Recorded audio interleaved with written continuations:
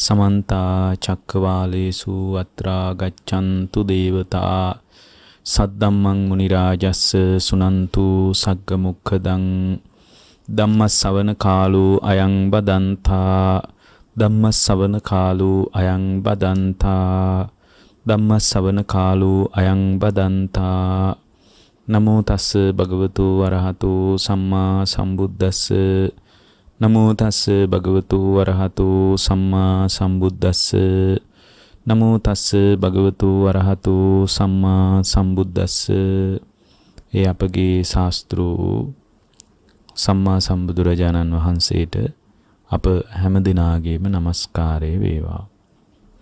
පින්වත්නි, නිර්වාණගාමී ප්‍රතිපදාව තුලින් සැනසෙන්න කැමැති සැබෑ ආධ්‍යාත්මික ශ්‍රාවකයෙකුට අවශ්‍ය මූලික වපසරිය මූලික වටපිටාව චරණ ධර්ම ඔස්සේ ගොඩනගා ගනිමින් විද්‍යාව පහළ කර ගැනීම පිණිස බුදුරජාණන් වහන්සේ අපට අදාළ නිශ්චිත පරයය පැහැදිලි කරලා තියෙනවා. එක එක විදිහට එක විදිහට පැහැදිලි කරපු මේ පරයයන් තුලින් අපේ ජීවිතයේ සැනසීමක් හදාගන්න අපි තුල උනන්දුවක් කුසලතාවයක් කැමැත්තක් තියෙන්න ඕන. ඒ කැමැත්ත පදනම් කරගෙන අපිට පුළුවන් මේ ජීවිතය තුලදීම නිවීම සාක්ෂාත් කරගන්න. ඒක මේ ජීවිතයේ තුලදීම කරන්න පුළුවන් දෙයක් මිසක් කරන්න බැරි දෙයක් නෙමෙයි. බුදුරජාණන් වහන්සේ වදාළ ධර්මය අවබෝධ කර ගැනීම පිණිස හාත්පස වැඩපිළිවෙල අපිට මුණ ගැහිලා තියෙනවා. ඒ කියන්නේ කිසිම තැනකින් සම්බාධකයක් නැහැ. ගැටලුවක් නැහැ. එතකොට සම්බාධකයක් නැති මට්ටමට ගැටලුවක් නැති මට්ටමට මේ ජීවිතයේ තුල අපි අවබෝධයට සූදානම් වෙච්ච ශ්‍රාවක භාවයකින් පෙනී ඉන්නවා. ඒ පෙනී ඉන්න අවස්ථාව අවදිය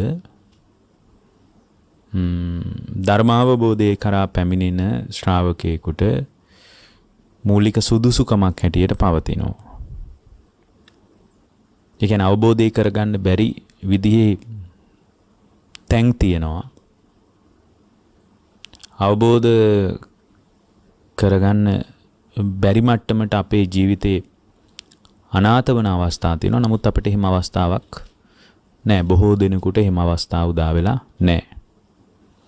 ඒ කියන්නේ දැන් සමහර කාල තියෙනවා දැන් බුදුරජාණන් වහන්සේගේ ධර්මයක් තියෙනවා. අවබෝධයට අදාළ වටපිටාවක් තියෙනවා. නමුත් ඒ අවබෝධයට අදාළ වටපිටාව තුළදී යාට අවබෝධය කරා එන්න අදාළ මූලික පදනම නැහැ. ඒ පදනම නැති තැනක ඉතින් කොච්චර එළියෙන් ධර්මය ඇහුණත් ඒ ධර්මය ඇහෙන තැන්වලදී අවබෝධය කරා යන්න අමාරුයි. ඒ නිසා අපි අසාර්ථක වෙන තැන් තියෙනවා. බුදුරජාණන් වහන්සේ අපිට වදාලා එහෙම තැන් ගණනාවක් දැන් සමහර තැන් තියෙනවා ඒවා අවබෝධයට දුෂ්කර අවස්ථා 8ක් තියෙනවා ධර්මයේ. ඒ තමයි මේ බුදුරජාණන් වහන්සේ නමක් ලෝකේ පහළ වෙලා මේ ලෝකයට ධර්මයේ දේශනා කරලා කෙලෙස් සංසිඳුවන නිර්වාණගාමී ප්‍රතිපදාවම මතුවන සත්වයන් නිවන කරාම පමුණුවන දේශනාව කරනකොට ශ්‍රාවකෙක් අතින් හරි කමක් නැහැ.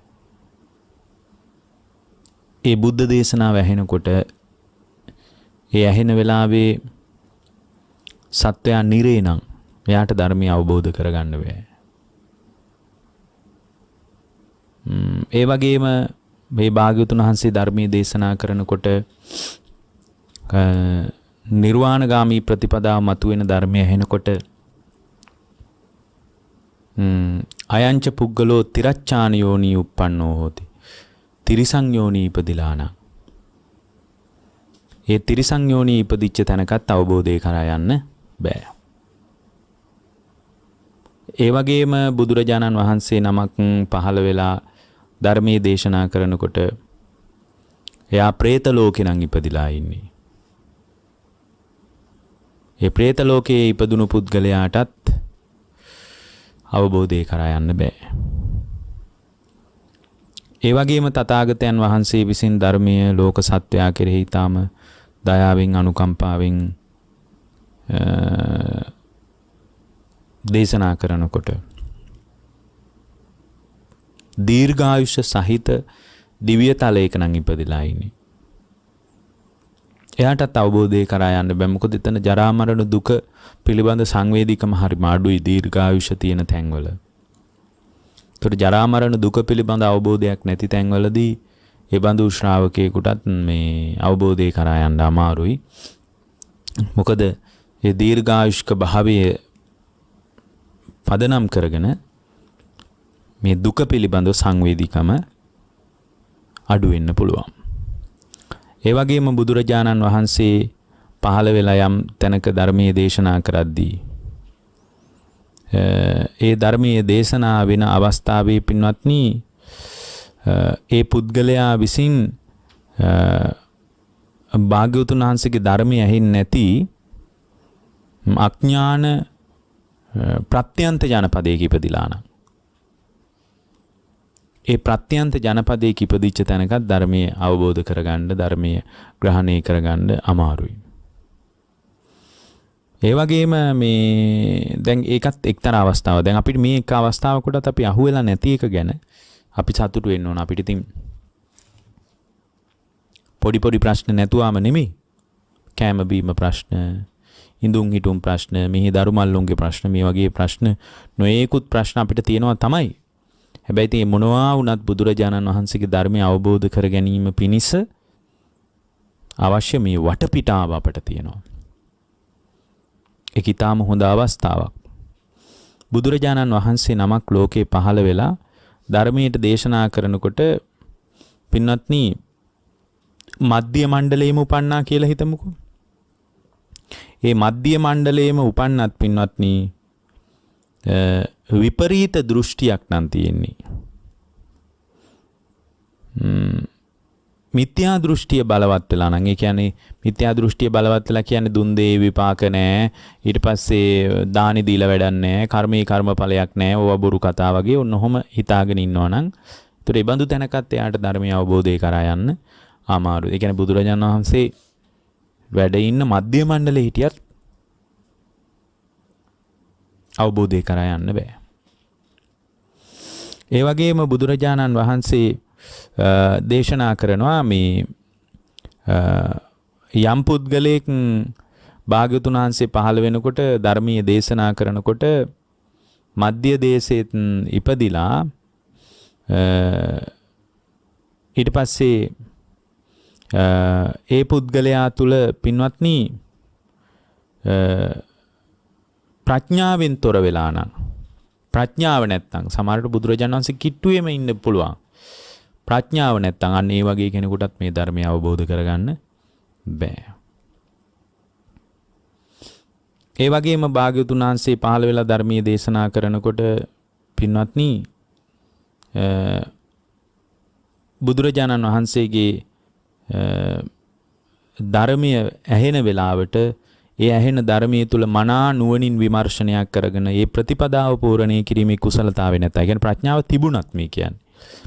ප්‍රඥාව තිබුණත් ඒ කුසලතාවේ නැත්තම් එයාටත් පින්වත්නි මේ ධර්මයේ අවබෝධය කරා යන්න අමාරුයි. දැන් මේ එක අවස්ථාවකටවත් මං හිතන්නේ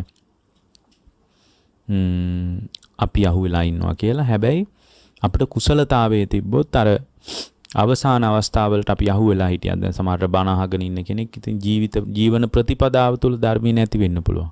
ඒවා අපිට හදා ගන්න පුළුවන් තැන්. නමුත් දැන් නිරේක ඉපදිලා හිටියොත් ඒක හදා ගන්න බෑ ආයේ. പ്രേත ලෝකේ උපන්නොත් ඒක ආයේ හදා ගන්න බෑ. ඒක නිවැරදි කර ගන්න බෑ. ඒ නිසා මේ ලැබිච්ච අවබෝධය තුළ මේ මොහොතේ අත්දකින්න අත්දැකීම් පරාසය තුළ ඊටාම පළල්ව නුවණින් විමර්ශනය කිරීමේ කුසලතාවයයි අපි ටිකෙන් ටික හදාගන්න අවශ්‍ය වන්නේ. එතකොට බුදුරජාණන් වහන්සේගේ ධර්මයේ තුල වඩාත් අගය කරන්නේ ඒ කියන්නේ බුද්ධ දේශනාව අපට උගන්වනවා පුද්ගලයාට වඩාත් සැපෙන් ඉන්න. වඩාත් සනීපෙන් ඉන්න බුදුරජාණන් වහන්සේ උගන්වනවා. ඒතර වඩාත් සැපෙන් සනීපෙන් ඉන්න බුදුරජාණන් වහන්සේ උගන්වද්දී ඒක මේ කාම ලෝකයේ ආස්වාදනීය සැපේ අභිභවා ගිය ඊටාම ගැඹුරු ආස්වාදයක් තියෙන ආධ්‍යාත්මික ප්‍රවේශයක්. ඒ ආධ්‍යාත්මික ප්‍රවේශය තුළ ඊටාම චමත්කාර ජනක බවක් ආශ්චර්යවත් බවක් අත්දකින්න තියෙනවා. ඒ අත්දැකීම් පරාසය හැම වෙලාවකම පින්වත්නි කාමයන්ට බර නැහැ. ඒක නෙක්කම්ම සැපය. එතකොට හුදේකලාවෙන් උපන් සැපයක් ඒක. සංසිඳීමෙන් උපන් සැපයක්, අවුස්සා ගැනීමෙන් උපන් සැපයක් නෙමෙයි. ඒක අවබෝධයෙන් සම්බෝධි සැපයක් තියෙන අවබෝධයේ පදනම් කරගත්ත අනේ මේ වගේ දුකකින් අපි නිදහස් වුණා නේද කියන සැපේ තියෙන. දැන් මෙන්න මේ එක සැපයක්වත් නැත්තම් ඒ කියන්නේ කාමයන්ගෙන් වෙන්වීම මත උද්ගත වන සැපේකුත් නැත්තම් හුදේකලාවෙන් උපන් සැපේකුත් නැත්තම් මේ ඔක්කොම බුදුදහමේ පැහැදිලි කරන ආධ්‍යාත්මික ප්‍රවේශයන් හරහා මතුවෙන දේවල්. හුදේකලා සැපේකුත් නැත්තම් ඒ පුද්ගලයාට සංසිඳීම පදනම් කරගත්ත සැපේකුත් නැත්තම් සම්බෝධි සැපේකුත් නැත්තම් පින්වත්නි යාට තියෙන බොහොම ලාමක බොහොම පහත් ඊටාම තුච්ච සැපයක් තමයි යාට තියෙන්නේ. බොහොම නිද්‍රා ලාභ සත්කාර වලින් කීර්ති ප්‍රශංසා වලින් භෞතික දේවල් වලින් මෙන්න මේ වගේ දේවල් වලින් උපදින සැපයකට තමයි යාවහ වැටෙන්නේ. මොකද යා දන්නේ නැහැ නික්කම්මයට බර වීම තුල සැපයක් පවතිනවා කියලා. එයා දන්නේ නැහැ හුදේකලාව තුල සැපයක් තියෙනවා කියලා. එයා දන්නේ නැහැ සංසිඳීම තුල සැපයක් තියෙනවා කියලා. එයා දන්නේ නැහැ අවබෝධය තුල සැපයක් තියෙනවා කියලා. එයා හිතන්නේ ඒවා හරිම දුෂ්කර දේවල් විදියට. නමුත් ඒවා දැනුණු දවසට හුදේකලාවෙන් උපන් නෙක්කම්මයට බර සංසිඳීම මත පදනම් වෙච්ච අවබෝධය මතින් යම් කිසි සැපයක් පුද්ගලයෙකුට ඇති වුණා නම් ඒ සැපේ පින්වත්නි බොහෝම ස්වල්ප සැපයක් නෙමෙයි. ඒ කියන්නේ අපි විඳින අත්දැකීම් මත සැපේනේ අපි දන්නේ. නිසා මේ සැපෙන් මුසපත් වෙච්ච බවක් අපිට තියෙනවා. නමුත් ඊට වඩා ඊට ගැඹුරු සැපයක් බුදුදහමේ ආධ්‍යාත්මික ප්‍රවේශය තුළ තියෙනවා. ඒක මෛත්‍රී වගේ ඊටාම සරල භාවනාවක් තුලින් පවා ප්‍රායෝගිකව අත්දකින්න පුළුවන් විදියටයි භාග්‍යවතුන් වහන්සේ අපට පැහැදිලි කොට වදාළේ. එතකොට මේ ලෝකේ කෑම බීම වලින්, ඇඳුම් පැළඳුම් වලින්, යාන වාහන වලින්, ගෙවල් දොරවල් වලින්, මේ භෞතික දේවල් වලින් සැපයක් බලාපොරොත්තු වෙනවා නම් ඒ සැපය පින්වත්නි හරීම ටිකයි. ඒක මෝරපු සැපයක් නෙමෙයි. ඒ සැපය තුල අපි හිතන විදිහේ සාරයක්, අපි හිතන විදිහේ සැනසීමක් තියෙන තත්වයක් නෙමෙයි. ඒකයි බුදුරජාණන් වහන්සේ මතක් කරන්නේ මේ ආහාර පාන ඉඳුම් මිටුම් මේව මහා ඉස්තරම් දේවල් විදිහට සලකන්න එපා කියලා.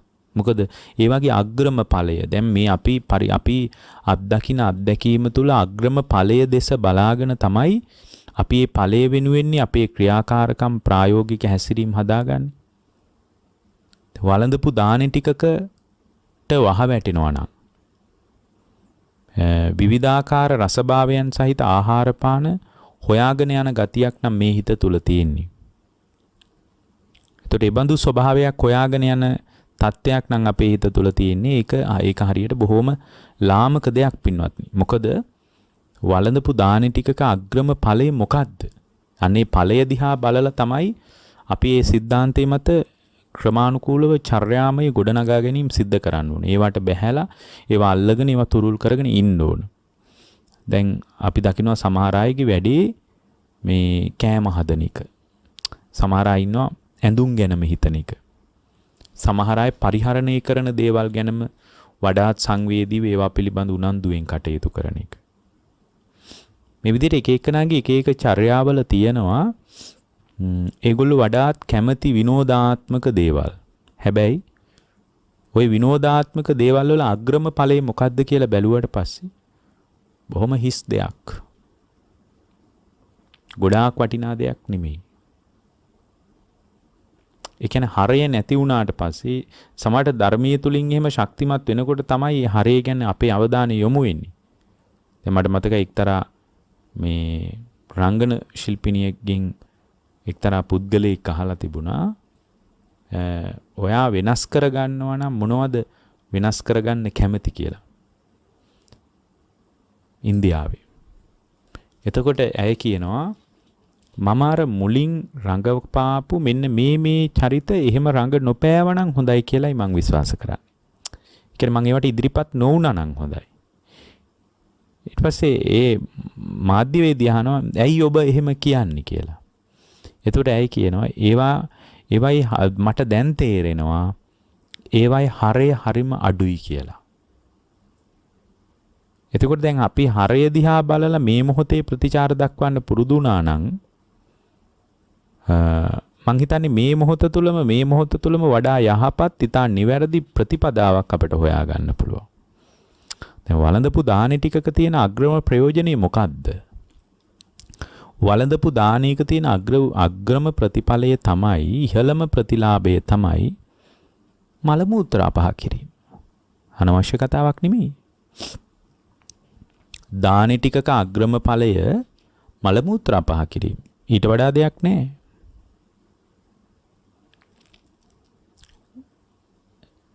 අන්න එහෙම අපි හැම වෙලාවකම ඵලය දිහා බලලා හේතුන්ගේ හැසිරවීම තුළ යම් වෙනස්කමක් අත්දැක ගන්න පුළුවන් වුණොත් මං හිතන්නේ විශාල වෙනසක් ආධ්‍යාත්මික ප්‍රබෝධයක් පුද්ගලයෙකුට ගොඩනගා ගන්න බැරි වෙන්නේ. ආධ්‍යාත්මික ප්‍රබෝධයක් ගොඩනගා ගන්න ඒ ශ්‍රාවකයාට පුළුවන්. දැන් ප්‍රිය මధుර භාවයෙන් ලෝකේ පිළිගන්න දේවල් වල පවතින අග්‍රම දේ මොකද්ද? අපි ප්‍රියයි මధుරයි කියලා අල්ලගන්න දේවල් තියෙනවනේ. ඒ ප්‍රියයි මధుරයි කියලා අල්ලගන්න දේවල් වල පවතින අග්‍රම දේ මොකක්ද? ප්‍රිය මధుර දේවල් වල අග්‍රම දේ තමයි ඒ ප්‍රිය මధుර භාවයෙන් අල්ලගත්ත ලෝකය වෙනස් වීම, නැසීම, වෙනසීම පදනම් කරගෙන දුක්ඛ දෝමනස් උපායාසයන්ට Taman මුහුණ දීම.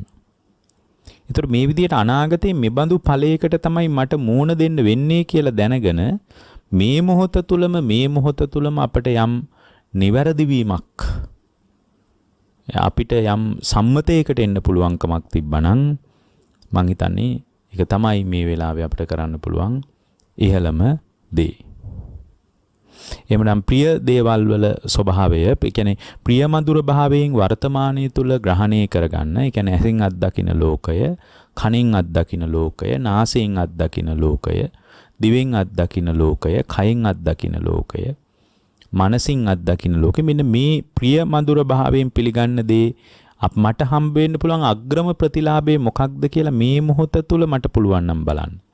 ඒතර මේ මොහොත තුල මට බලන්න නම් මා තුල තියෙන්න ඕන යෝනිසෝ මනසිකාරය.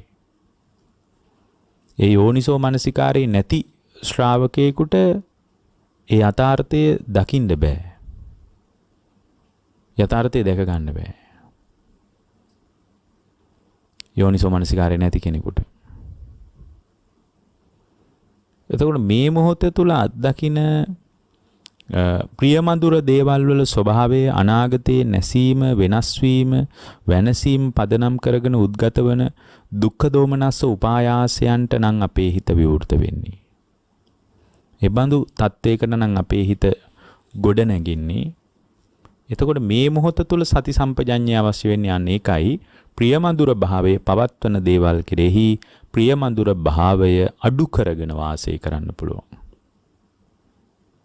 ඊට පස්සේ හරි. එහෙමනම් මේකට විකල්පය මොකක්ද කියලා යම් ආධ්‍යාත්මික ප්‍රවේශයකට පිවිසෙනකොට ඒවායේ අග්‍රම ප්‍රතිලාභයේ දුකක්, දුම්නසක්, පීඩාවක්, කනස්සල්ලක් ඒ වගේ දෙයක් නෙමෙයි. උදාහරණයක් විදිහට අපි හිතමු අසුබ භාවනාව දිනු කරනවා කියලා.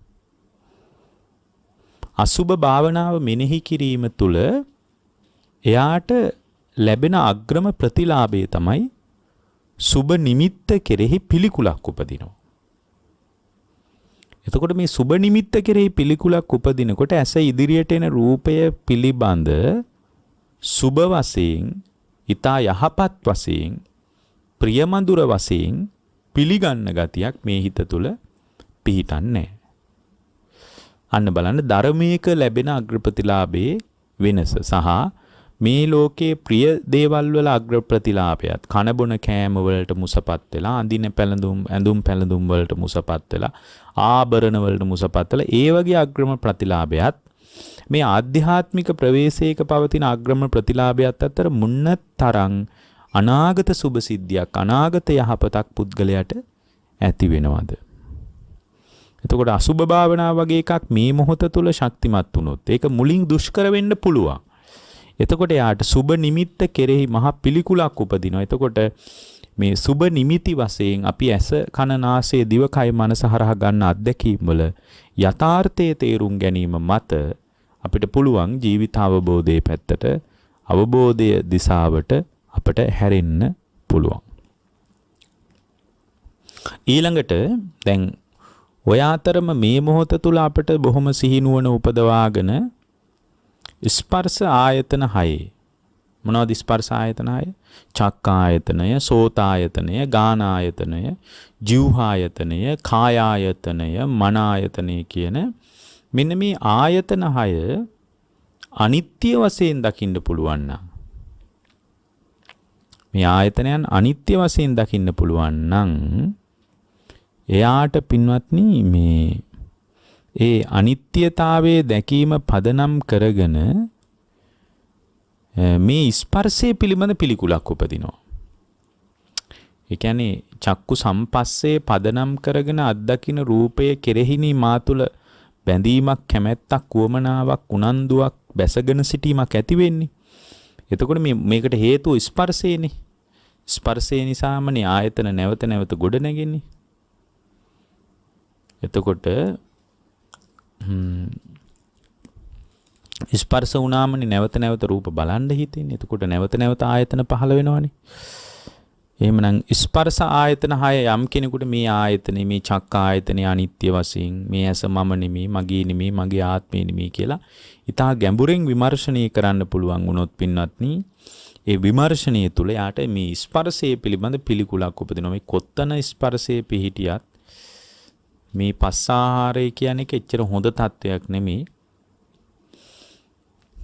සංඥා වේදනා තණ්හා හදලා දෙන තත්වයක් මේ ස්පර්ශය කියලා යාට යම් අවබෝධයක් තුල පිහිටන්න පුළුවන්. ඔය අතර ප්‍රණීතම දේ තමයි, අග්‍රම දේ තමයි, මේ වෙලාවේ කරන්න අවශ්‍යම දේ තමයි බුදුරජාණන් වහන්සේගේ ශ්‍රාවකෙක් පංච උපාදානස්කන්ධය හට ගැනීම වෙනසීම දැක්කොත් උපාදානයේ පිළිකුල් වෙනවා. උපාදානයේ පිළිකුල් වුණා කියන්නේ අර ඔක්කොටම වඩා විශාල යහපත. මොකක්ද යහපත? උපාදානයේ පිළිකුල් වෙච්ච තැනක උපාදානයේ නිසා හටගන්න භවයත් යාට පිළිකුල් වෙලා යනවා. භවය පිළිකුල් වෙනකොට භවය පදනම් කරගෙන ඇතිවෙන ජාතියත් පිළිකුල් වෙලා යනවා. ජාතිය පිළිකුල් වෙනකොට ජාතිය තුල පවතින පිළිකුල් භාවය නිසාම ජරා මරණ දුක පිළිබඳවත් එයාට පිළිකුලක් උපදිනවා. ඒ නිසා මේ ජරා මරණ නිරුද්ධ කිරීම පිළිබඳවම මේ ශ්‍රාවකයාගේ හිත වැඩෙනවා. ඇත්තටම උපාදානයේ පිළිකුල් වුණොත් වාසිය තමයි නැවත උපදින්නේ නැහැ. අන්න ඒකයි මේ අසුභ භාවනාව, ආයතන අනිත්‍ය භාවනාව, මේ ඔක්කොම බුද්ධානුස්සති, ධම්මානුස්සති ආදී අනුස්සති භාවනා, මෛත්‍රී භාවනා, මේ සියල්ලටම වඩා පංච උපාදානස්කන්ධයේ සමුදේ වැය දකින්න එක වැදගත් කියලා කිව්වයි. ඒක දැක්කොත් අනාගතයට ලැබෙන ප්‍රතිලාභය තමයි උපාදානයේ පිළිකුල් වෙලා යනවා. ඒ උපාදානයේ පිළිකුල් වුණාට පස්සේ පින්වත්නි, උපාදානයේ පිළිකුල් වෙච්ච තැනක ඒ පුද්ගලයාට නැවත උපතක් කරා යන්නේ නැතුව නැවත නූපදින තත්වෙටම හිත හදාගන්න පුළුවන්. ඒ නිසා ඒ කාරණේ ඊටාම වැදගත් දෙයක් පින්වත්නි. ඒ නිසා මේ බුදුරජාණන් වහන්සේ වදාළ විදියට අර ඕක රතන සූත්‍රයේ තියෙනවා වනප්ප ගුම්බේ යතා පුස්සිතග්ගේ ගිම්හාන මාසේ පටමස්මින් ගිම්හේ කියලා. ඒ කියන්නේ මේ ග්‍රීස්ම ඍතුවේ පළවෙනි මාසය, ඒ කියන්නේ බක් මාසය, මල් වලින් ගස් පිරෙනවා, මල් වලින් බර වෙනවා. හරි ලස්සන වනලැහැබක් බඳු මේ ස්කන්ධ ධාතු ආයතන සතිපට්ඨානයේ සතර සම්‍යක් ප්‍රධාන වීරිය සීලස්කන්ධ සමාධිස්කන්ධ නානා වචන වලින් පැහැදිලි වන මේ නිර්වාණයට සත්‍යය පමුණුවන උත්තම ධර්මයක් භාග්‍යවතුන් වහන්සේ දේශනා කළා.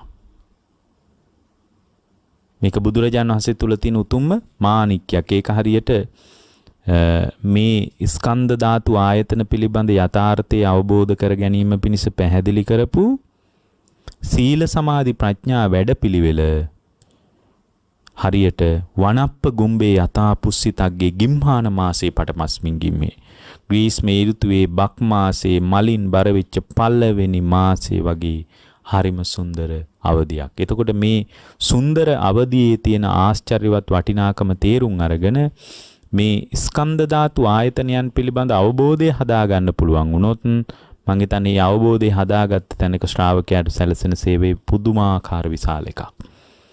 ඒක ස්පර්ශ ආයතන 6 අනිත්‍ය බලනවටත් වඩා අසුභ භාවනා වගේ දේවල් කරනවටත් වඩා ප්‍රිය දේවල් වල යථාර්ථයේ තේරුම් ගන්නවටත් වඩා ඊටාම මధుර අත්දැකීමක්. මොකද මේ පංච උපාදානස්කන්ධේ උදයවැය දැකීම තුල තමයි සමුදය නිරෝධය දැකීම තුල තමයි පින්වත්නි ඒ පුද්ගලයාට උපාදානයේ පිළිකුල් වෙන්නේ. උපාදානයේ පිළිකුල් වුණා කියලා කියන්නේ නැවත උපතක් කරා යන්නේ නැහැ කියන එකයි. නැවත උපතක් කරා යන්නේ නැහැ කියන එකයි. එතකොට ඒකට උදව් වන එකම පාර තමයි බුදුරජාණන් වහන්සේ අපට පැහැදිලි කළේ ආර්ය අෂ්ටාංගික මාර්ගය. ඒකට තියෙන එකම පාර, එකම වැඩපිළිවෙල ආර්ය අෂ්ටාංගික මාර්ගය. එතකොට මේ සමාධිය කියන එක ඊට වැදගත් වෙන්නේ ආර්ය අෂ්ටාංගික මාර්ගය තුළ තියෙන සමාධිය වටිනාකමක් පවතින්නේ මේ පංච උපාදානස්කන්ධයේ යථාර්ථය දැන ගැනීමට. ඒ කියන්නේ මේ උපාදානයේ පිළිකුල් වුණාමනේ නැවත උපදින්නේ නැත්තේ. නැවත නූපදින ශ්‍රාවකයෙක් හදන්න තමයි භාග්‍යවතුන් වහන්සේ දිවා රාත්‍රී වෙහෙසෙමින් ඊතා විඩාවටපත් වෙමින් වෙහෙස කර වැඩපිළිවෙලකට භාග්‍යවතුන් වහන්සේ අවතීර්ණේ වුණේ. එතනදී තමා තුළ අර අපි මුලින්ම කිව්වනේ තමන්ගේ භාවිතේ නැත්තම් මොනතරම් ප්‍රඥාවක් තිබ්බත් අර මුලින්ම ඔබට මතක ඇති කිව්වා බුදුරජාණන් වහන්සේගේ කිට්ටුවම උපන්නත් තමා තුළ ධර්මානුධම්ම ප්‍රතිපදාව නැති වුණොත් එහෙම එතන ධර්මය අවබෝධ කරගන්න බෑ කියලා අපි කිව්වනේ. එතකොට එහෙම අවබෝධය කරා යන්න බැරි නම් අවබෝධය කරා යන්න කැමති පුද්ගලයෙක් විසින් ක්‍රමානුකූලව අවබෝධය කරා හිත හදාගන්න කැමති කෙනෙක් විසින් ප්‍රායෝගිකව කළ යුත්තේ කුමක්ද කියලා කෙනෙක් අහන්නත් පුළුවන්. සමහර විට ඒ වගේ කතාවක් පන්සලකට එහෙම ගිහින් ඇහුවට පස්සේ එහෙනම් මහත්තයා මේ අපේ ධර්මශාලාව හදනවා ඒකට උදව් කරන්න. අපේ පන්සලේ ටයිල් අල්ලනවා ඒකට උදව් කරන්න.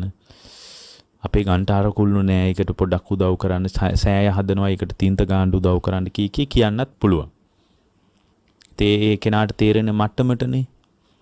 නමුත් දැන් මේ ධර්මානුධම්ම ප්‍රතිපදාව නෑ කියලා කියන්නේ චෛත්‍යයට උදව් කරන්න බැරි වුණා කියන කාරණේ නෙමෙයි. ඉදිකිරීම වලට අනුග්‍රහය දක්වන්න බැරි වුණා කියන කාරණේ නෙමෙයි. ඒවා ස්වල්පවුල්. ඒවා මහා ලොකු ගැටලුකාරී තත්වයන් විදියට බුදුදහම හුවා දක්වන්නේ නැහැ. එතකොට බුදුරජාණන් වහන්සේ මේ පිළිවෙත් පුරනවා කියලා කියන්නේ තමන්ගේම හිතින් තමන්ගේම හිතේ ක්‍රියාකාරීත්වය දැක ගන්න තැනකට තමන්ගේ පැවැත්ම ස්ථාවර කරගන්නවා. එතකොට ඒ සමාධියෙන් උදව්ව ගන්නේ වෙන මොකටවත් නෙමෙයි අර උපාදානස්කන්ධය හට ගැනීම නැතිවීම දැකගෙන ඒ උපාදානයේ පිළිකුල් වෙලා නැවත උපතක් කරා නොයන මට්ටමට හිත හදාගන්නයි. ඒ නිසා තමයි සම්මා සමාධිය කියලා එකට කියන්නේ. සමාධිය කියන එක බුදුරජාණන් වහන්සේ පැහැදිලි කරපු එකක් නෙමෙයිනි. සමකාලීන ಭಾರತೀಯ ඉගැන්වීම් වල සමාධිය පිළිබඳව කතා බහක් තිබුණා. එතකොට බුදුරජාණන් වහන්සේ පැහැදිලි කරන සමාධියේ ඉලක්කය පළවෙනි ධ්‍යානෙ උපදව ගන්න එක නෙමෙයි. දෙවැනි ධ්‍යානෙ උපදව ගන්න එක නෙමෙයි. තුන්වෙනි ධ්‍යානෙ උපදව ගන්න එක නෙමෙයි. හතරවෙනි ධ්‍යානෙ උපදව ගන්න එක නෙමෙයි. හැබැයි සමතෙන් අනුග්‍රහය ගන්නකොට යා ධ්‍යාන සිත් දියුණු කරගන්න අවශ්‍ය බව බුදුරජාණන් වහන්සේ අපට පැහැදිලි කොට වදාලා. ඊටාම මනවින් බුදුරජාණන් වහන්සේ අපට මේ පිළිබඳ පැහැදිලි කළා. හැබැයි දක්ෂ ශ්‍රාවකෙක් විසින් පින්වත්නි සමාධිය තුලින් දැනගන්නේ මේ ලෝකේ පවතින යථාර්ථයයි. මොකක්ද යථාර්ථය? රූපේ යථාර්ථය, වේදනාවේ යථාර්ථය, සංඥාවේ යථාර්ථය, සංස්කාරයන්ගේ යථාර්ථය, විඥානයාගේ යථාර්ථය. රූප වේදනා සංඥා සංකාර විඥාන කියන පංචස්කන්ධයේ යථාර්ථය. එතකොට මේ පංචස්කන්ධයේ යථාර්ථය තේරුම් ගන්න තැනකට පංචස්කන්ධයේ යථාර්ථයේ තේරුම් ගන්න තැනකට ශ්‍රාවකයාට පෙළඹෙන්න නම් පින්වත්නි ශ්‍රාවකයා එතනට ගොඩනගෙන්න නම් සමාධිය අත්‍යවශ්‍යමයි. සමාධියෙන් තොරව ඒක කරන්න බෑ. සමාධිය නැතුව ඒක කරන්න බෑ. ඒකට තමයි අර සමාධි භාවනා වගේ සූත්‍ර දේශනා ඔය සංයුක්ත නිකාය කන්ද වර්ගයේ හිම තියෙනවා. මේ සමාධිය අවශ්‍ය වෙන්නේ කොතනටද කියන එක පැහැදිලි කරනවා. දැන් කෙනෙක් බණ අහලා ඔව් රූපය අනිත්‍යයි තමයි. ඒ නිසා මේ රූපේ උපාදානය කරනු ගත යුතුයි. වේදනාව අනිත්‍යයි තමයි. ඒ නිසා වේදනාව තුල ගිලගෙන බැසගෙන නොසිටිය යුතුයි. හිත තුල ඇති වෙන සංඥාව අනිත්‍යයි තමයි. ඒ නිසා සංඥා උපාදානය නොවිය යුතුයි. සංකාරය කියන්නේ හිත තුල ඇති වෙන සිතුවිලි මේවාට මුසපත් නොවිය යුතුයි. විඥානයේ කෙරෙහි Tamanගේ හිත පිහිටවාගෙන නොසිටිය යුතුයි කියලා රූප වේදනා සංඥා සංකාර විඥාන කියන පංචස්කන්ධය පිළිබඳ යම් ශ්‍රාවකයෙකුට මේ පංචස්කන්ධය පිළිබඳ යම් දැනුමක් තියෙන්න පුළුවන්. හැබැයි ඒ දැනුම ප්‍රමාණවත් නෑ. යථාභූත ඥානය පිළිසිඳ දැනගෙන Tamanගේම හිතින් අවබෝධ කර ගැනීම පිණිස ඒක ප්‍රමාණවත් නෑ පින්වත්නි. උපාදානයේ පිළිකුල් කරන්න තරම් ඒක ප්‍රබල භාවයක් නෑ. බුදුරජාණන් වහන්සේ අපට වදාරනවා කොහොමද සමාධිය දියුණු කරන්න අවශ්‍ය වෙන්නේ? සමාධින් භික්කවේ භාවේත මහණෙනි සමාධිය දියුණු කරන්න කොහොමද? සමාහිතෝ භික්කවේ භික්ඛු යථාභූතම් පජානාති. යථාභූත ඥානෙ උපදවා ගැනීම පිණිස. කවරක යථාභූත ඥානෙ උපදවා ගැනීම පිණිසද?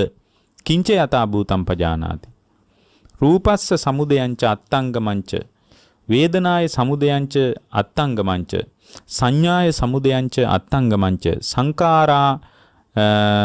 සංකාරාණං සමුදයංච අත්තංගමංච විඥානස්ස සමුදයංච අත්තංගමංච. මෙන්න මේ හට ගැනීමයි අත්තංගමයයි තේරුම් ගැනීම පිණිස තමයි සමාධිය දියුණු. අන්න ඒකට කියනවා සම්මා සමාධිය කියලා. ඒකට කියන්නේ මොකද්ද? සම්මා සමාධිය. ඔන්න ඕක ප්‍රතිවේද කරගන්න බැරි වෙච්ච නිසා තමයි සංසාරේ යන්නේ. වෙන මොකක්වත් නෙමෙයි. ඒතර මේ සම්මා සමාධිය කියන தත්ත්වයේ ප්‍රතිවේද කර. එහෙම සමාධිය ප්‍රතිවේද කරගන්න බැරි වෙච්ච නිසා නෙමෙයි. ඒ කියන්නේ ධ්‍යාන දියුණු කරන්න බැරි වෙච්ච නිසා, ඒ වගේ ඒවා නිසා නෙමෙයි. මෙන්න මේ රූප වේදනා සංඥා සංකාර විඥාන කියන පංචස්කන්ධයේ සමුදයයි අත්ංගමයයි දැනගන්න බැරි වෙච්ච නිසා ඔබත් මමත් සංසාරේ යනවා. ඒ නිසා තමයි ওই සමහර දේශනාවල බුදුරජාණන් වහන්සේ මතක් කරන්නේ මහණෙනි මේ ආර්ය සීලයද ආර්ය සමාධියද ආර්ය ප්‍රඥාවද ආර්ය විමුක්තියද අපිට අවබෝධ නොවිච්ච නිසා ඔබත් මමත් මේ සංසාරේ දීර්ඝ කාලයක් ඇවිදිමින් යනවා කියලා. ඒතර මෙන්න මේක තමයි බුදුදහමේ කේන්ද්‍රගත භාවිතය. මෙන්න මේ කේන්ද්‍රගත භාවිතය තුල යම් ශ්‍රාවකයෙකුට ශක්තිමත් වෙන්න පුළුවන් නම් එයා තුල සම්මා සමාධිය උපදව ගන්න හම්බ වෙනවා. අර මුලින් කිව්වා වගේ පංච උපාදානස්කන්ධي හට ගැනීම නැතිවීම සමුදයයි අත්ංගමයයි දැන ගැනීම තුල එයාට උපාදානයේ පිළිකුල්ව නැවත නූපදින තත්වයටම යාගේ හිත හැදෙනවා. නැවත නූපදින තත්වෙටම යාගේ හිත හැදෙනවා. අන්න එතනටයි අපි කොහොම හරි හිත හදාගන්න අවශ්‍ය වෙන්නේ. දැන් බුදුරජාණන් වහන්සේ අපට පැහැදිලි කරලා දේශනා කළේ මේ සාමාන්‍ය ලෝකයේ කෙනෙක් මේවා සතුටෙන් පිළි අරගෙන මේවට බැහැගෙන මේවාම සතුටෙන් පිළි අරගෙන කතා කරමින් ගිලගෙන බැසගෙන ඉන්නවා කියලා. එතකොට ඒ ගිලගෙන බැසගෙන ඉන්නකොට වෙන අවුල තමයි තස්ස රූපං අභිනන්දතු අභිවදතු අජ්ජෝසාය තිට්ඨතු උපජ්ජති නන්දි. එතන අර නන්දිය කියලා ස්වභාවයක් ඇති වෙනවා. හිත තුල. මොකක්ද ඇති වෙන්නේ? නන්දියක්. එතකොට ඒ රූපය, වේදනාව, සංඥාව, සංස්කාර, විඥාන මෙන්න මේවා අභිනන්දනය කර කර ඉන්නකොට පින්වත්නි එතන උපදිනවා නන්දියක්. ඊට පස්සේ නන්දියක් කියන්නේ තණ්හාවක් උපදිනවා. මොනවටද? රූපය කෙරෙහි. වේදනාව කෙරෙහි. ඒ කියන්නේ වේදනාව කෙරෙහි තමන් තුළ වේදනාව ඇති වෙනකොට ඒ වේදනාව කෙරෙහි තමන් තුළ නන්දියක් හට ගන්නවා. සංඥාව කෙරෙහි. ඒ වේදනාව ගෙනත් දුන්න රූප සංඥාවක් හරි ශබ්ද සංඥාවක් හරි තියෙනවනේ ඇස කන නාසය දිවකය මේවා තුලින් අත්දකින්න. අනේ සංඥාවත් උපාදානීය වෙනවා. එතකොට මේක උපාදානීය වෙනකොට ඒ උපාදානීය පදනම් කරගෙන පින්වත්නි ඊට පස්සේ යාට වෙන දේ තමයි සංකාර. ඒවා ඔස්සේ හිතට ගලාගෙන එන සිතුවිලිත් යාට උපාදානය වෙනවා. ඒ තැන පහළ වෙච්ච චක්කු විඥාන, සෝත විඥාන ආදී විඥානයත් යාට උපාදානය වෙනවා.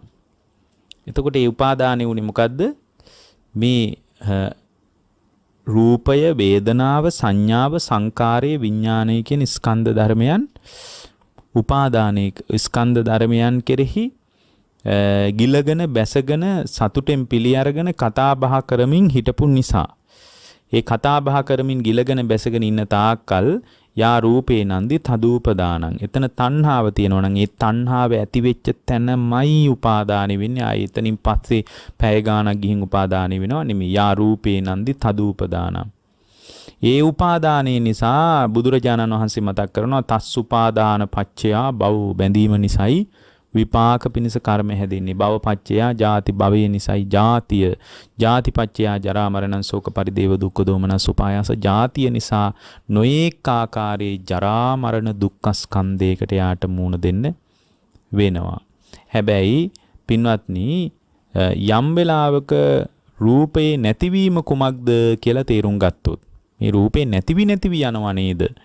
ඇති වෙන බව ඇත්ත, ඇති වෙච්ච තැනම රූපස්කන්ධේ නැති වෙලා යනවා නේද කියලා අර Nirodhe පැත්තම දකින්න පුළුවන් වුණොත්. ඒක දකින්න වෙන්නේ මොකෙන්ද?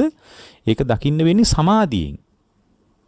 Nirodheම දැක්කොත් මේක නිවි යන ස්වභාවයක් නේද තියෙන්නේ. දැන් මෙතන දකින්නේ ඇතිවීම නෙමෙයි, නිරුද්ධ වීම. නිවි යන ස්වභාවයක් නේද තියෙන්නේ කියලා යම් ශ්‍රාවකයෙකුට ගැඹුරින් ඒක විමර්ශනය කරන්න පුළුවන්කමක් ලැබුණොත් ඒ විමර්ශනය කිරීම තුල පින්වත්නි ඒ අත්ංගමය දැනගත් මේක නැතිවි යනවා නේද? ඇති වෙන බව ඇත්ත, ඇති වුණාට වඩා වේගයෙන් වහා බිඳි යනවා, නිරුද්ධ වෙලා යනවා නේද කියලා දැනගත්තොත් එතන නාබිනන්දති. Nirodheම දකින්නකොට නිවි යන විදියම දකින්නකොට ඒක අභිනන්දනය වෙන්නේ නාබිනන්දති. නාබි වදති. ඒකට බැහැලා සතුටෙන් පිළි අරගෙන කතා කරන්න හිතෙන්නේ නැහැ. මොකද ඇති වෙච්ච තැනම නැති වෙලා යනවා. අනජ්ජෝසාය තිට්ඨති. එතන බැසගෙන සිටීමක් නැහැ. ඒ නිසා යා රූපේ නන්දි සා නිරුජ්ජති. ඒ නිසා රූපේ කෙරේ යම් නන්දියක් පැවතුනා නම් ඒ නන්දිය නිරුද්ධ වෙලා යනවා. තස්ස නන්දි නිරෝධා උපාදාන නිරෝධා. ඊට පස්සේ නන්දිය නිරුද්ධ වෙනකොට උපාදානය නිරුද්ධ වෙලා යනවා. උපාදාන නිරෝධෝ භව නිරෝධා. උපාදානේ නිරුද්ධ වෙනකොට භවය නිරුද්ධ වෙනවා. භව නිරෝධෝ ජාති නිරෝධා. භවය නිරුද්ධ වෙනකොට ජාතිය නිරුද්ධ වෙනවා.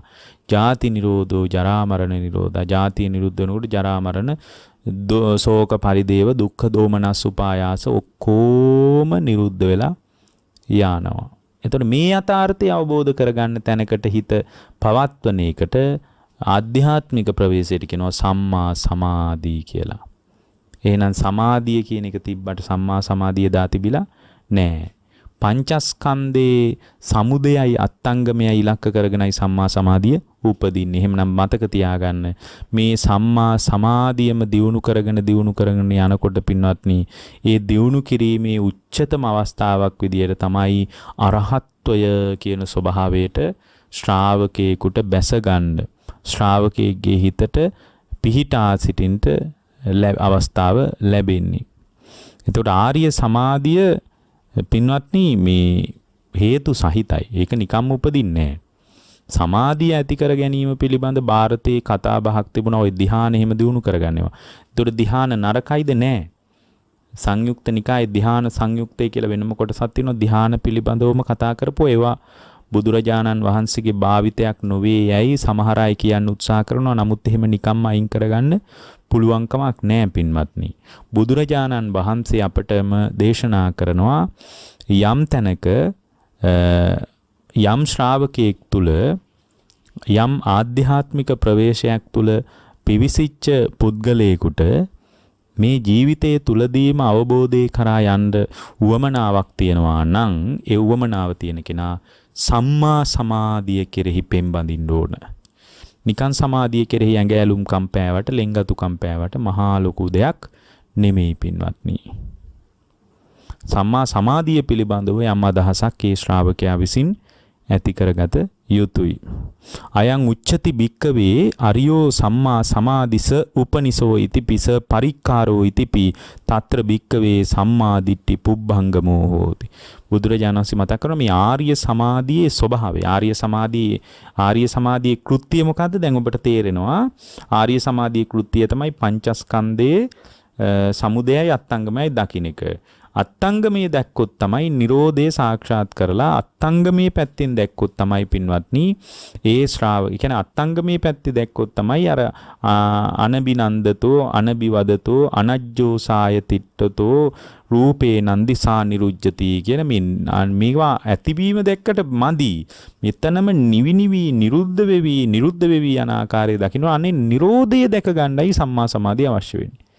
ඇතිවීමක් දකින්නවා තමයි, සමුදයක් දකින්නවා තමයි. නමුත් සමුදය දැක්ක කියලා සම්මා සමාධි ඉලක්කය සම්පූර්ණ වෙන්නේ නැහැ. ඉලක්කය සම්පූර්ණ වෙන්න නම් මේ Nirodhe ඒකයි මෙතන කියන්නේ ඉද භික්කවේ අනබිනන්දති අනබිවදති අනජ්ජෝසාය තිට්ඨති තස්ස රූපං අනබිවදතු. බුදුරජාණන් වහන්සේ මතක් කරනවා යම් වෙලාවක අත්දකින්න අත්දැකීම තුළ අනබිවදතෝ අනජ්ජෝසාය තිට්ඨතෝ යා රූපේ නන්දිසා නිරුජ්ජති. නන්දිය නිරුද්ධ කරනවා නම් වෙන මොකක්වත් Nirodhe දකින්න මේ තියෙන රූපේ Nirodhe දකින්නයි. ඇති වුණාට වඩා වේගයෙන් නිරුද්ධ වෙලා යනවා. වේදනාවේ Nirodhe, සංඥාවේ Nirodhe, සංකාරේ Nirodhe, විඥානේ මේ Nirodhe දැක ගන්නයි සම්මා සමාධිය දියුණු කරන්නේ. අත්ංගමයක් දකින්නවා තමයි. නමුත් මේකේ Nirodhe දැක්කේ නැත්තම් පින්වත්නි අනබිනන්දතෝ කියන ස්වභාවයක් මතුවෙන්නේ නැහැ. අනබිවදතෝ කියලා ස්වභාවයක් මතුවෙන්නේ නැහැ. අනජ්ජෝසාය තිට්ඨතෝ කියන ස්වභාවයක් මතුවෙන්නේ නැහැ. ඒකයි කියන්නේ අයං උච්චති භික්කවේ අරියෝ සම්මා සමාධි ස උපනිසෝ ඉතිපිස පරික්කාරෝ ඉතිපි తත්‍ර භික්කවේ සම්මා දිට්ඨි පුබ්බංගමෝ හෝති. බුදුරජාණන් වහන්සේ පැහැදිලි කරනවා සම්මාදිට්ඨිය පෙරටු කරගත්ත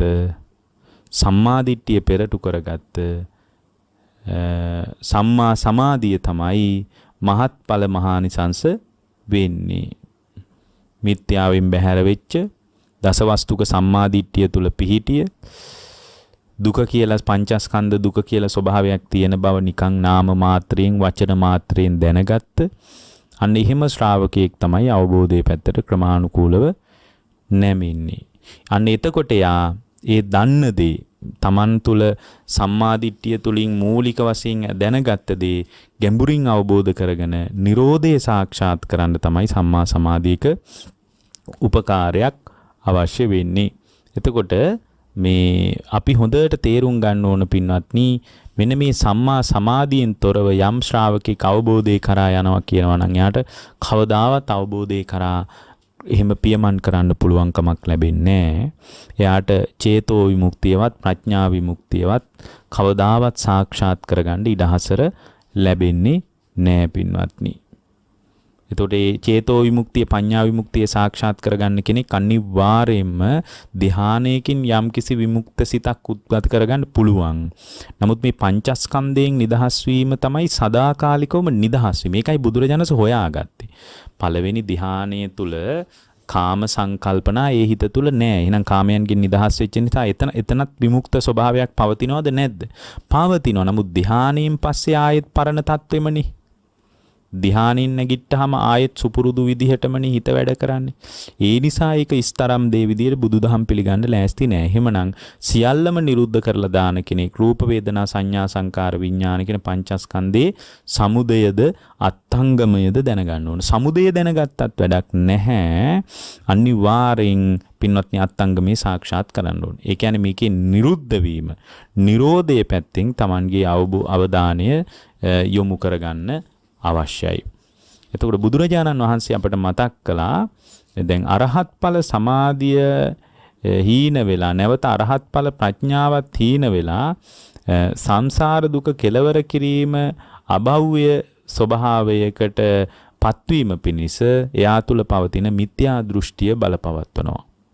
එහෙනම් ඒකයි මෙතන සම්මා සමාධිය ගැන කියද්දි කිව්වේ අයං උච්චති භික්කවේ අරියෝ සම්මා සමාධි ස උපනිසෝ ඉතිපි ස පරික්කාරෝ ඉතිපි තතර භික්කවේ සම්මා දිට්ඨි පුබ්බංගමෝ හොති. සම්මා දිට්ඨිය පුබ්බංගම වෙන්නම ඕන. නැත්තම් සම්මා සමාධිය උපදින්නෙම නැහැ. ඒකයි කියන්නේ මේ දුක ඉවර වෙන එක ආර්ය අෂ්ටාංගික මාර්ගයෙන් තොරව වෙන තැනක හම්බ වෙන්නේ නැහැ කියලා. එතකොට සම්මා දිට්ඨිය පුබ්බංගම වෙන්නම ඕන. නැත්තම් එයා එක්තරා විමුක්තියක් තුල හිර වෙන්න පුළුවන්. සමාධියෙන් උපදින ප්‍රීතිය, සුඛය, පස්සද්ධිය පදනම් කරගෙනත් ඒ සමාධිසිතේ ප්‍රබල භාවය නිසාම හිත තුල පැකිලිලා පවතින ක්ලේශ ධර්මයන් නිකන් උපදින්නේ නැහැ වගේ, රාගේ නැහැ වගේ, නිකන් ද්වේෂේ නැහැ වගේ තියෙන තත්වයට මේක එහෙනම් මේ සදාකාලික විමුක්තිය වෙන්න ඇති කියලා යම් ශ්‍රාවකෙක් එබඳු ස්වභාවයක් තුල පින්වත්නි අහු වෙන්න පුළුවන්. එතකොට එහෙම හසුවීමක් තිබ්බොත් එහෙම යා හරිම අනාතයි. ඒ නිසා පින්වත්නි අරහත් ඵල සමාධිය මේ හීන වෙන්න බලපාන්නේ සම්මා දිට්ඨිය නැතුව සම්මා සමාධිය දිනු කරන එක. ඒ නිසා ලෝකේ භාවනාව තිබ්බට සම්මා දිට්ඨිය පදනම් කරගත්ත භාවනා ක්‍රමයක් නැහැ. ඒක තියෙන එකම තැන බුදුරජාණන් වහන්සේගේ සැබෑ ශ්‍රාවක භාවය තුලයි. බුදුරජාණන් වහන්සේ එකයි මතක් කළේ උපදින් නිදාන පහවන්ති දුක්ඛං යේකේචි ලෝකස්මිමනේ කාරුපා කියලා. බුදුරජාණන් වහන්සේ මතක් කරනවා යෝචේ අවිද්වා උපදින් කරෝති පුනප්පුනං දුක්ඛ මුපේති මන්දෝ. ඒ කියන්නේ බුදුරජාණන් වහන්සේ මතක් කරන ලෝකේ යම්කිසි නොයෙක් රූපයෝ වෙද්ද ඒ නිසා ඇතිවෙන අකුසල් නිසාම දුක් රැස මතුවෙනවා. එතකොට ඒ දුක් රැස මතුවීම නිසාම ඒ පුද්ගලයා කයින් වචනින් මනසින් අකුසල් කරගන්නවා. සසර හටගන්න හේතු වන උපදීන් කියන්නේ මෙතන කෙලෙස් ධර්මයන්. එතන පින්වත්නි නැවත නැවත උපදින්න ඒක හේතු වෙනවා කියලා කියන්නේම නැවත නැවත ජරා මරණ දුක පැනවෙනවා කියන කාරණයයි. එතකොට ලෝකයේ අත්දකින්න රූපේ යථාර්ථය, ශබ්දේ යථාර්ථය, ගඳ සුවඳේ යථාර්ථය, රසයේ යථාර්ථය, මේවායි යථාර්ථය පෙනෙන්නේ නැත්තේ අපිට මේ ඒවා පෙනෙන්නේ නැති තාක්කල් දුක උපදිනවා කියන එකයි මේ කියන්නේ. දැන් පින්වත්නි මේවායි යථාර්ථය දැනගන්තා කියලා ඒ කියන්නේ මේ ඇස කන නාසය දිවකය මනස තුලින් අත්දැකීම් පරාසය අනිත්‍ය වශයෙන් දැකලා යථාර්ථය දැනගත්තා කියලා පින්වත්නි මේ අය අනිත්‍යතාවය දැක ගැනීම තුල යාට මේ සුබ සංඥාව දුර වෙලා යනවා. නමුත් ඒත් එතනින් නවතුනොත් අනේ මේ ආයතනයන්ගෙන් අත්දකින්න ලෝකයේ සදාකාලික සදාතනික එකක් නෙමෙයි නේද කියලා දැක්කා කියලා අවබෝධය කරා යන්න බෑ. අවබෝධය කරා යන්න නම් සම්මා සමාධිය තුලින් බලන්න ඕනේ. සම්මා සමාධිය පුබ්බංගම වෙන්නේ සම්මා දිට්ඨියයි. එතකොට සම්මා සමාධිය තුලින් අපි දැකගන්නේ මේ පංචස්කන්ධයේ ඒ කියන්නේ අර ඇසෙන් අත්දකින්න රූපය දැකීම පදනම් කරගෙන ඇති වෙන පංචස්කන්ධ ධර්මයක්. එන්නේ පංචස්කන්ධ ධර්මයේ තුල පවතින යථාර්ථයයි මෙතන අවබෝධ කරගන්නේ. එතකොට මේ යථාර්ථය තුළ සමුදයංච අත්ංගමංච සමුදයක් දැනගන්නවා අත්ංගමයක් දැනගන්නවා. සම්මා සමාධියෙන් දැනගන්නේ. නමුත් සමුදේ කොච්චර දැක්කත් එයාට අභිනන්දනය වෙන එක, අභිවදනය වෙන එක, ඒවට බැහැගෙන ඉන්න එක ඇති වෙනවා. ඒ නිසාම උපදීන් නැති වෙනවා. උපදිය නිසාම දුක හට ගන්නවා. ඒ කියන්නේ නන්දියක් ඇති වෙනවා. නන්දිය නිසා නන්දි සමුදයා දුක්ඛ සමුදය. නන්දිය නිසා දුක සමුදය වෙනවා. දැන් මේ අත්ංගමයයි දැනගන්න ඕනේ. ඒ කියන්නේ නැසීමයි වෙනසීමයි නැතිවි යන විදියයි දැනගන්න ඕනේ. මේ රූපය, වේදනාව, සංඥා, සංකාර, විඥාන කියන පංචස්කන්ධයන් ක්ෂණයක් ගානේ නැතිවීම දකිනකොට එතන අභිනන්දනය වෙන්නේ නැතුව, අභිවදනයකට බැහැ ගන්න නැතුව, අනජ්ජෝ සායතිට්ඨති ඒකට බැහැගෙන ඉන්නේ නැතුව සම්පූර්ණයෙන්ම යාගේ අර නිරෝධයේ පැත්තටයි යාගේ ජීවිතේ වැඩ කරන්නේ. නිරෝධයේ පැත්තට වැඩ කරනකොට මුළු දුක්ඛ ස්කන්ධයම නිරුද්ධ වෙලා යනවා. ඔන්න ඔය නිරුද්ධ වීම පිණිසයි සම්මා සමාධිය පාවිච්චි කරන්නේ. එහෙමනම් සම්මා සමාධිය එකම ඉලක්කය මොකද්ද? පංචස්කන්ධය සම්පූර්ණයෙන්ම උපාදානේ නොවන විදිහට යථාර්ථවාදීව අවබෝධ කරගන්න තමයි සම්මා සමාධිය පාවිච්චි කරන්නේ. ಭಾರತේ කවුරුත් දන්නේ නැති සමාධිය ඔන්න ඕක තමයි. ಭಾರತේ රූපාවචර පළවෙනි ධ්‍යානෙ, දෙවෙනි ධ්‍යානෙ මේවා තිබුණා. නමුත් මේවා තුල මිනිස්සු යථාර්ථය කියලා හිතාගෙන බඹලෝ යන්න හීන මැව්වා. මිසක් පංචස්කන්ධයේ Nirodhe දැකලා උපාදානයේ නොවි නැවත උපතක් කරා නොයන මට්ටමට හිත හදා ගැනීම පිළිබඳ ಭಾರತේ කතා බහක් තිබෙන්නේ නැහැ.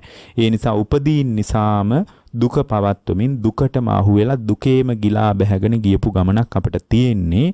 ඒ බඳු ගමනකින් නිදහස් වීම පිණිස අපි මේ බුද්ධ දේශනාව උපකාර කරගමු. හැම දිනාටම ජීවිතාවබෝධය පිණිස මේ කුසල් බලවත් වේවා කියලා